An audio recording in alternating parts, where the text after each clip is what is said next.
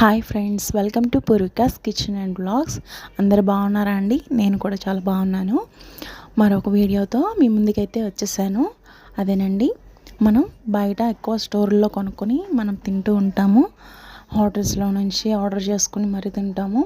అలా కాకుండా మనం ఇంట్లోనే ఈజీగా ఉలవ చారు ఎలా ప్రిపేర్ చేసుకోవాలో నేను మీకు ఈరోజు చూపించబోతున్నాను. నేను ఒక 100 గ్రామ్స్ వరకు తీసుకుంటున్నానండి. మీకు కావాలంటే క్వాంటిటీ పెంచుకోవచ్చు తినేవాళ్ళని బట్టి. ఉలవలు ఇది ఎవరు తింటారు, దీన్ని ఎవరు చేస్తారు, చాలా పెద్ద ప్రాసెస్ అనుకుంటారు. చాలా ఈజీగా సింపుల్గా అనమాట మనం ఇంట్లో ఎలా ప్రిపేర్ చేసుకోవాలో చూపిస్తున్నాను. ఒక 100 గ్రామ్స్ తీసుకొని వాటిని నీట్గా చక్కగా అన్ని రాళ్ళు ఏమీ లేకుండా నీట్గా ఏరుకునే ముందు వాటిని ఒక 2-3 టైమ్స్ వాష్ చేసేసి మనం ఉలవల్ని తీసుకొని మనం ఎంత క్వాంటిటీ అయితే తీసుకుంటున్నామో దానికి 3 రెట్లు ఎక్కువగా వాటర్ అనేది మనం దీనిలో పోసుకొని దీన్ని ఓవర్ నైట్ నానబెట్టుకోవాలి. లేదంటే ఒక 12 to 16 అవర్స్ వరకు మనం దీన్ని నానబెట్టుకున్నట్లయితే దీని యొక్క టెక్స్చర్ అనేది చాలా బాగా వస్తుందండి. టేస్ట్ అయితే చాలా బాగుంటుంది. ఎంత నానబెడితే ఉలవలకి అనేది అంత టేస్ట్ అనేది బాగా వస్తుందన్నమాట. మూత పెట్టేసి నేను ఒక 16 అవర్స్ వరకు దీన్ని నానబెట్టానండి. చూడండి, 16 అవర్స్ తర్వాత మనం ఉలవల్ని చూస్తే చూడండి, కలర్ కూడా చేంజ్ అయిపోయి ఎలా ఉందో. దీన్ని మనం పారేయకూడదండి. ఒక కుక్కర్ తీసుకొని, ఒక మందపాటి కుక్కర్ తీసుకొని దానిలో ఈ వాటర్తో సహా ఉలవల్ని కూడా వేసేసి మూత పెట్టి విజిల్ పెట్టి ఒక 10 to 12 విజిల్స్ అవి సరిపోతాయండి. మీరు తీసుకునే క్వాంటిటీని బట్టి ఒక 20 విజిల్స్ వరకు కూడా పట్టొచ్చు. నేను 100 గ్రామ్స్తో చేస్తున్నాను కాబట్టి తక్కువ విజిల్స్లోనే అయిపోయింది నాకు. చూడండి, సిమ్లో పెట్టి ఒక 10 to 12 విజిల్స్ వరకు నేను ఉంచాను. ఆ ఉలవలు అనేవి చక్కగా చాలా మెత్తగా ఉడికిపోయాయి. పేస్ట్ లాగా అయిపోయిందండి. ఒక 10 to 12 విజిల్స్ పట్టాయండి. చూడండి ఎంత సాఫ్ట్గా ఉడికిపోయాయో. ఇప్పుడు దీన్ని మనం ఒక స్ట్రైనర్తో కానీ లేదంటే నా దగ్గర జాలి గిన్నె ఉంది, నేను దాంతో స్ట్రెయిన్ చేసుకుంటున్నాను. ఈ వాటర్ని అంతా పోసేసి మనం ఓన్లీ వాటర్ మాత్రమే తీసుకుంటామండి. దీన్నే ఉలవల కట్టు అంటారు. ఈ కట్టుతో మాత్రమే మనం ఈ ఉలవ చారు అనేది ప్రిపేర్ చేసుకోవాలి. ఈ ఉలవలను కూడా మనం విడిగా పారే అవసరం లేదు. దీన్ని తాలింపు పెట్టుకుని తింటే టేస్ట్ అనేది చాలా బాగుంటుంది. ఉలవల్లో ఎన్నో పోషక విలువలు ఉన్నాయి.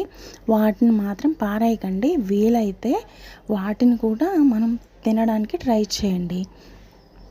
ఎలాగైతే నేను ఒక స్టవ్ మీద ఒక ప్యాన్ పెట్టుకొని ఒక 2 టేబుల్ స్పూన్స్ వరకు నేను ఆయిల్ పోసుకొని దానిలో ఆవాలు జీలకర్ర వేసుకొని వేయించుకున్నాను.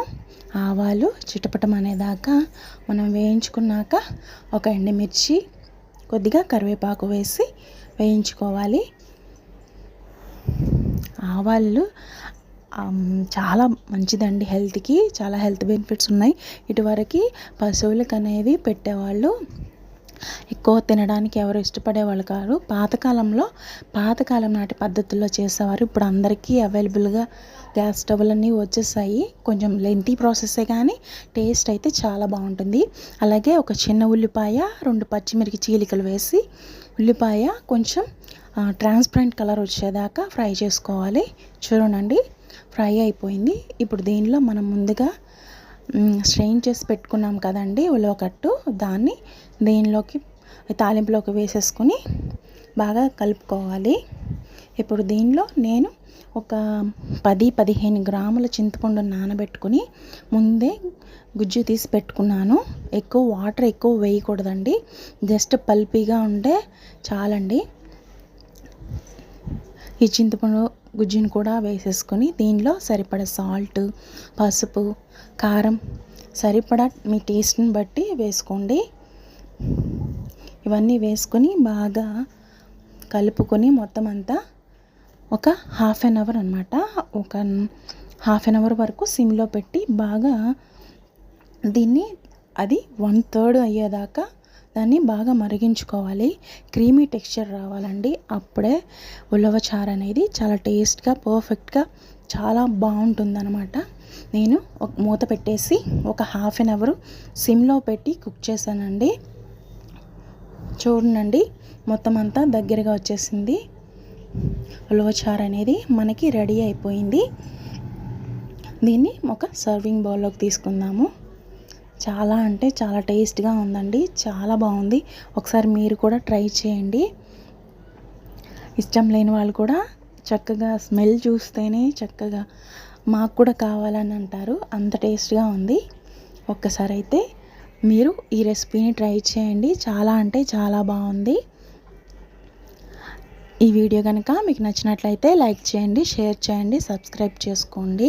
మరిన్ని వీడియోస్ కోసం ఛానల్ని సబ్స్క్రైబ్ చేసుకోండి. బయట ఫ్రెష్ క్రీమ్లు అవి వేస్తారు కదండి, నా దగ్గర ఉన్న క్రీమ్ నేను ఇంట్లో క్రీమ్ చేసి పెట్టుకుంటాను. దాంతోనే నేను క్రీమ్ అనేది ప్రిపేర్ చేసుకున్నాను. ఆ వీడియో త్వరలోనే పోస్ట్ చేస్తాను. థ్యాంక్ యూ అండి.